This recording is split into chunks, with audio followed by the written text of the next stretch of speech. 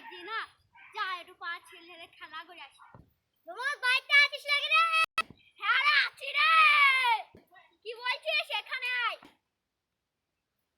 কি বলছিস বল। পাড়াটা ডিজে বাড়িতে চো। হ্যাঁ রে আমি পথে যাইছিলাম আর তুই ডাকলি। জোর পড়াই। এই জান্নাত তেরা করেন না। এই না ছুটি চল